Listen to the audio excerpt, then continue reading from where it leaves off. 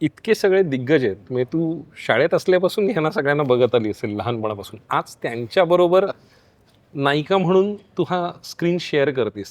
काय नेमकी भावना आहे? आणि अर्थात डिरेक्टर म्हणून अंकुशसारखा हुकमी एक काय? तुझं काय याबद्दलचं म्हणणं आहे? अ, अर्थातच आनंद झालता आणि म्हणजे मी नेहमी असं म्हणते की मी कलेच्या विद्यापीठात राहिले त्यावेळी. कारण सगळेच एकाहून एक आहेत. इतक्या वर्षांचा सगळ्यांचा अनुभव आहे आणि सगळ्यांचीच इच्छा असते की मामांसोबत काम करायचं आहे. मकरंद सर असतील, भरत सर असतील.